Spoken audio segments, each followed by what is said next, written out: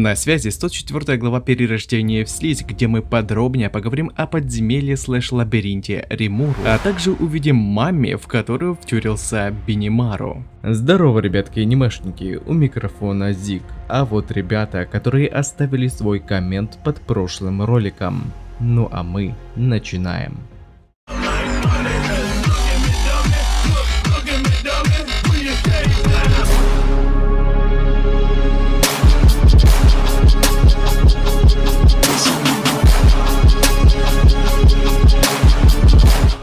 С переездом Рамирес в Темпест ей было поручено создать подземелье-лабиринт в не менее 100 этажей, в каждом уголку которого авантюристов поджидали монстры и соответственно награды за их уничтожение. В конечном итоге данное сооружение должно стать изюминкой этой страны, которая будет постоянно привлекать искателей приключений. Так как создание монстров и лабиринтов не подвластно, этим делом займется Вильдора, собственно, который и станет финальным боссом. Даже прошла некая репетиция его фраз, однако истощаемая им аура была настолько велика, что если бы не барьер, поставленный Римуру, их бы давно снесло к чертям собачьим. Так что время от времени штормовому дракону придется выпускать свою магическую силу, дабы авантюристы не погибли сразу же, как только ступили на 100-й этаж, не успев даже хоть что-то предпринять. К тому же эта самая сила, проходя через вентиляционные ходы, пробираясь вверх по этажам, будет порождать монстров, как это было в пещере, где был запечатан дракон. И таким образом можно было легко сделать ранжирование этажей, так как проходящая вверх магическая эссенция будет становиться не такой концентрированной, а значит и создаваемые монстры будут становиться слабее, нежели на предыдущих этажах. План создания шел полным ходом. Правитель Темпеста придумал множество разных ловушек, от ядовитых стрел и болот к скрытым комнатам и прочим проблемам для искателей приключений. Проблема постала только со специальными эффектами на последних этажах, например, извергающимся вулканом или ледяной пустошью, поскольку у Рамирес не было столько сил, чтобы поддерживать комнаты с такой местностью. Но и эту проблему удалось решить благодаря пришедшей Милим, сбежавшей от обязанностей в своей стране. Она заявила, что сможет поймать несколько драконов с сильным фактором духа дракона, которые родились из магической эссенции дракона хаоса. Эти создания за обладанием большого количества магической энергии имели не просто облик дракона, как остальные низшие, но и могли создавать вокруг себя среду обитания, подвластную их стихии. Так что этажи со специальными эффектами вполне можно было создать. Всего их будет 4. На 96-м этаже будет заключен земляной дракон, землетрясение которого будет жестко испытывать любого, кто доберется к этой комнате. На 97-м будет ветряной дракон, который будет испепелять путников молниями. На 98-м поместят ледяного дракона, который своим льдом мгновенно заморозит любого. 99-й этаж будет жарким. Здесь люди встретят огненного дракона с сжигающим пламенем. Ну а на 100-м этаже авантюристов ждет ад, ведь финальным боссом будет штормовой дракон Вильдора. Показали также тот самый лут достаточно высокого качества, который будет находиться в сундуках. А еще Куроба специально для Римуру создал катану, способную увеличивать свою силу с ростом силы своего владельца. Далее дело зашло за разговор о дороге к династии Талион, которая должна была проходить через горы Кушуа, где обитали ангелы, воплощенные в телах людей и волков. На переговоры с ними был отправлен Бенемару, где, по его словам, произошли некие проблемы. Изначально, встретившись с Момидзи, дочерью старейшины Тенгу, переговоры шли очень даже хорошо, ибо раз они пришли сюда не ради захвата, а просто ради разрешения пересечения местности, все было в порядке. Но когда разговор зашел о тоннеле в горе, которая у них, видимо, имела большое значение, тон разговора резко изменился. Из-за необдуманного поступка Альбис возникнул поединок, в котором изначально преимущество было у Золотой Змеи. Так она думала. Но после ее чуть было не прикончили с последующим располовинением надвое. И если бы не Бенемару, тогда бы ей тут же пришел конец. Но благо все обошлось. Момидзи хоть и сказала, что сражалась в полшишечки, но когда пришла ее мать Каэде, девчонку тут же отчитали, ведь она действительно вложила слишком много силы, что чуть было не рассекла гостя пополам. Собственно, мне что-то подсказывает, что эта стычка не была проблемой, о которой говорил Бенемару, ведь она была полностью под его контролем. Он даже чай себе спокойно попивал. А вот эта девица, видимо, вызвала у него некие чувства. Ибо посмотрите на его ошеломленное личико. Он ведь говорил, что проблема была личного характера.